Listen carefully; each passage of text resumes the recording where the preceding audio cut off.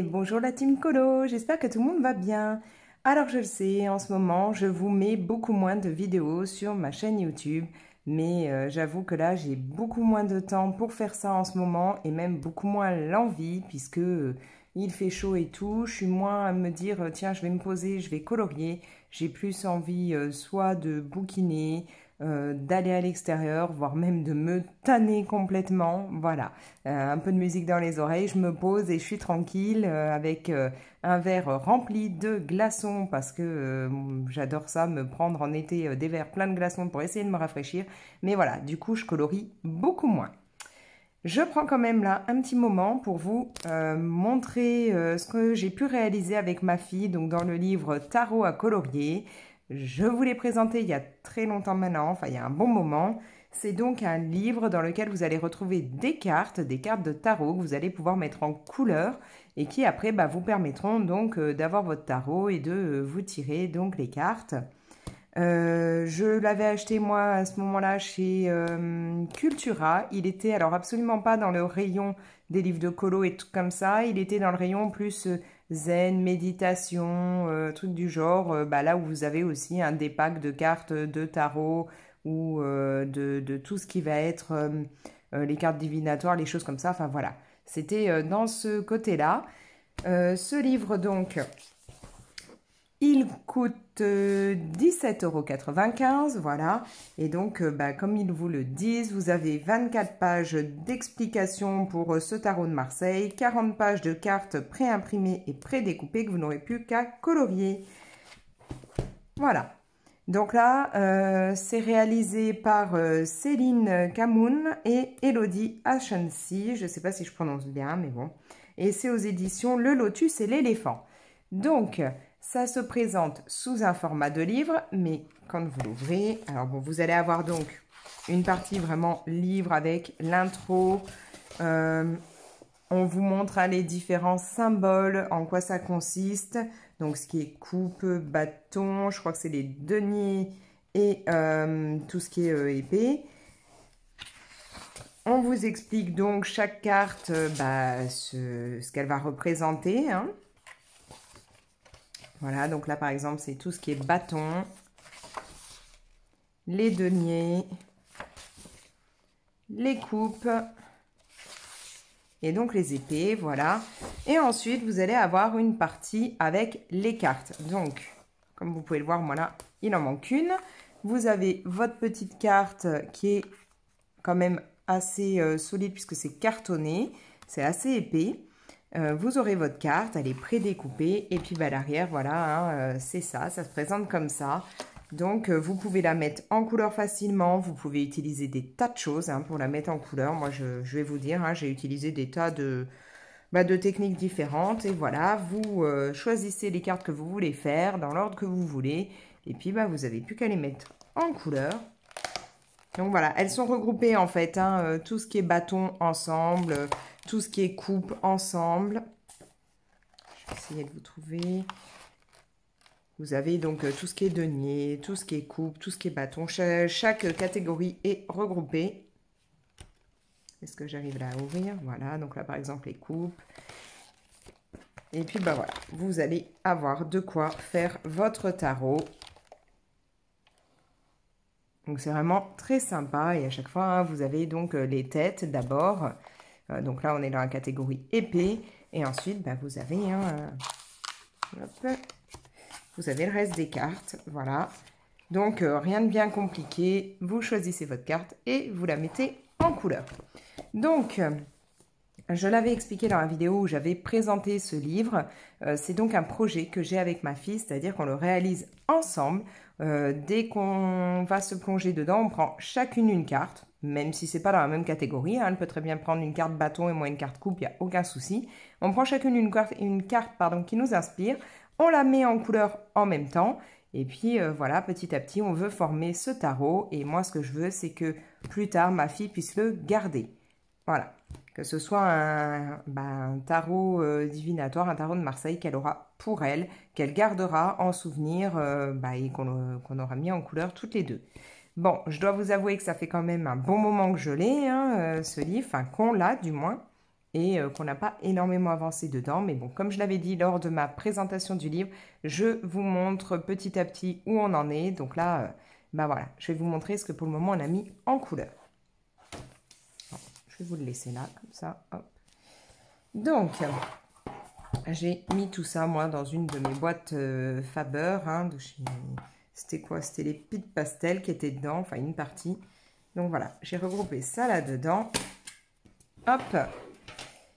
Et donc voilà, à chaque fois, alors je vais essayer de retrouver parce qu'on a mis en couleur petit à petit, à chaque fois, chacune des cartes en même temps.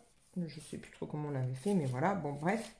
Par exemple, une fois, moi, je peux avoir fait cette carte. Donc voilà, moi j'avais réalisé celle-ci. Et alors je ne sais plus si c'est vraiment les deux qui ont été mises en couleur en même temps, hein, mais voilà, ma fille a fait une autre carte. Donc là, comme vous pouvez le voir, moi je les plastifie après. Je trouve que c'est plus sympa, au moins c'est sûr que ça va durer dans le temps. Donc voilà, c'est pratique, ça les garde bien en état, puis surtout ça glisse bien, donc pour les mélanger ou autres, ce sera impeccable. Donc, comme vous pouvez le voir, il y a différentes techniques. Alors, bon, comme c'est plastifié, peut-être que vous vous en rendrez moins compte. Mais là, à l'arrière, c'est de l'aquarelle. Alors, je pourrais plus vous dire hein, clairement laquelle, parce que sur chaque carte, j'ai mis pas mal de choses différentes. Mais c'est de l'aquarelle qui est nacrée. Alors, il y a des chances... Bah, déjà, sur le bas, à chaque fois, c'est la même aquarelle qui a été mise. C'est de l'aquarelle un peu blanc perlé de chez Kuretake. Donc, à chaque coup, sur le bas, il y a ça.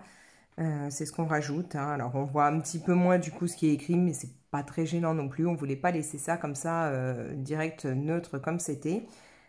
Mais bon, là vous pouvez voir l'aquarelle, ça passe très bien, il n'y a aucun souci. Là au niveau des crayons de couleur, je me rappelle que pour le violet, le rose, c'est des crayons, les polychromos, donc pas de problème non plus. Il doit y avoir aussi, oui là je sais qu'il y a le magenta par exemple. Non, je sais plus. C'est le magenta, non? Peut-être pas. Enfin, voilà, il y a des mélanges. Autant il y a du polychromos là sur cette carte qu'il y a du light fast. Voilà, des mélanges.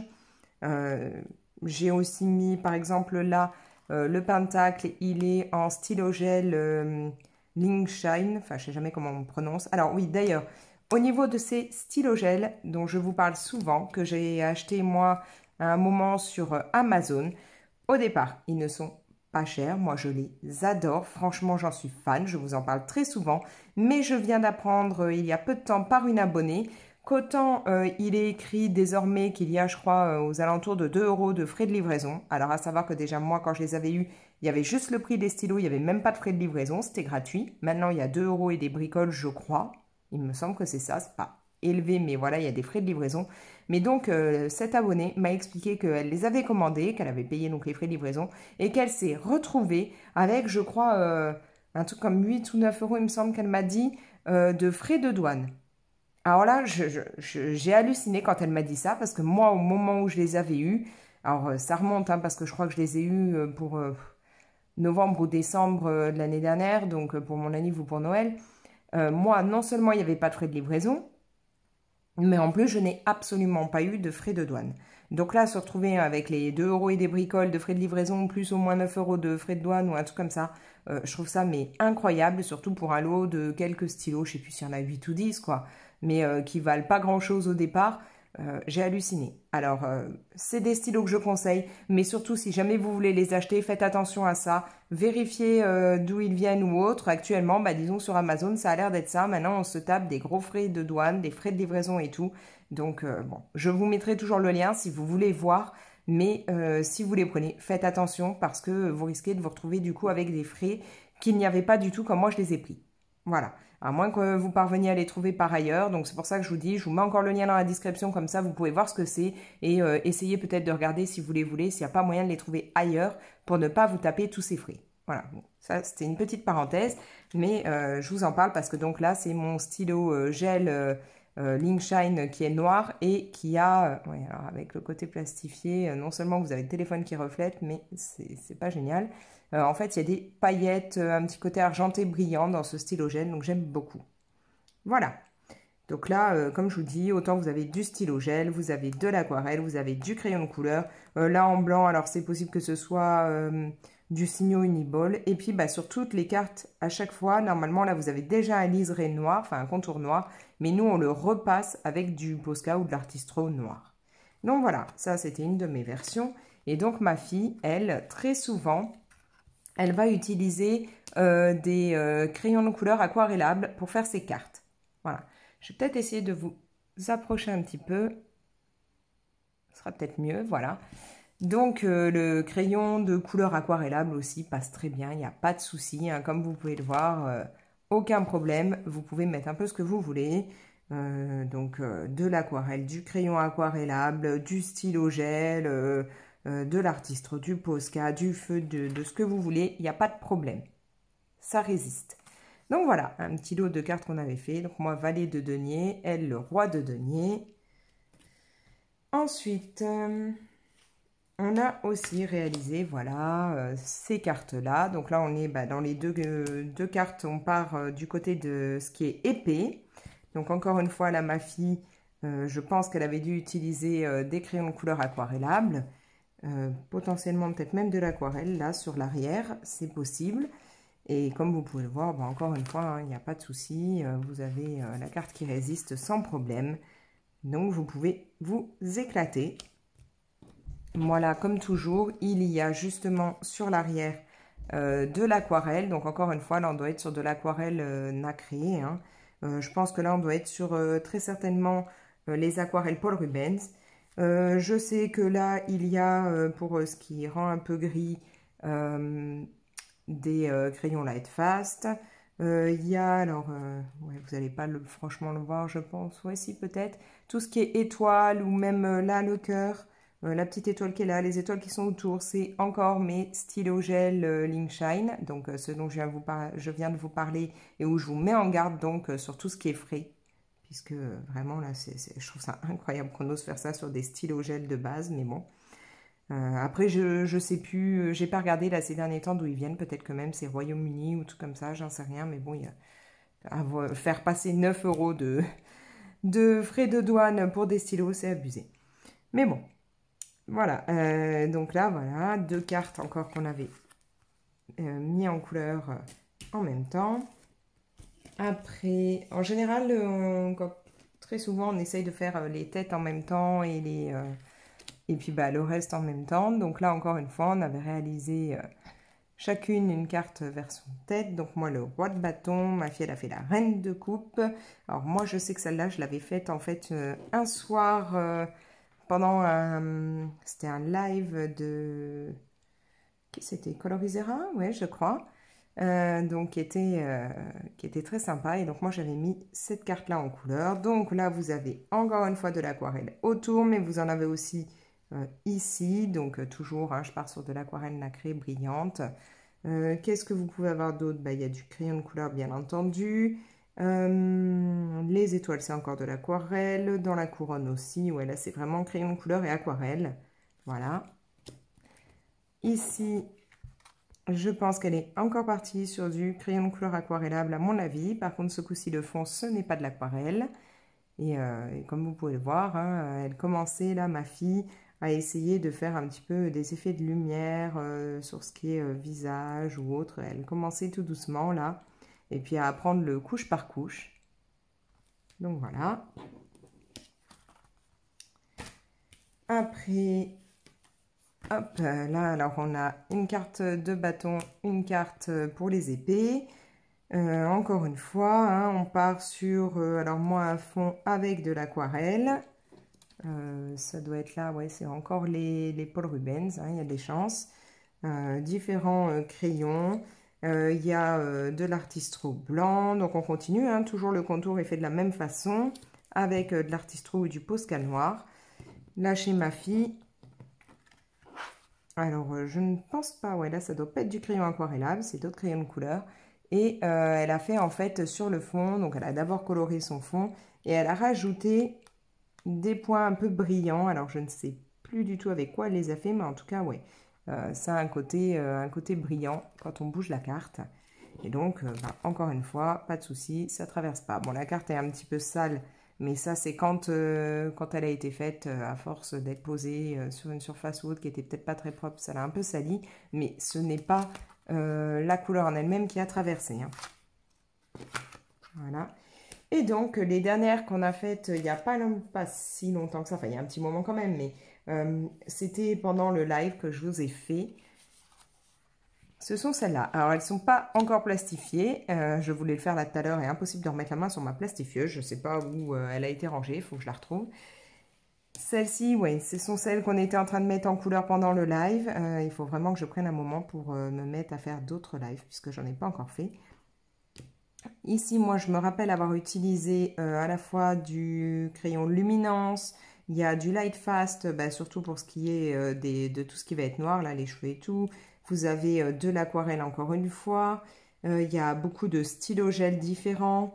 Là, vous avez, c'est du signo blanc. Enfin, voilà, il y a pas mal de choses différentes. Et hop, ça ne traverse pas. Et donc, quand je vous dis, c'est quand même rigide, hein. Vous avez vraiment un carton qui est plutôt pas mal. Donc, ça craint rien. Et puis voilà, là, vous voyez que ça brille un peu. Hein. Il n'y a pas de souci ce coup-ci du côté plastifié qui ferait que vous ne voyez pas. Là, on le voit bien. Voilà. Et donc, la version de ma fille. Alors, je me rappelle que quand elle le faisait, elle n'était pas totalement contente de ce qu'elle faisait. Pourtant, moi, je trouve ça sympa. Cette idée d'être partie sur des cheveux colorés comme ça. Avec la robe verte et tout. Elle s'est bien amusée au final à la faire, même si elle n'était pas totalement satisfaite. Et pourtant, moi, je la trouve originale. Donc voilà, là, je ne sais plus du tout ce qu'elle a utilisé comme matériel, si c'était de l'aquarellable ou pas.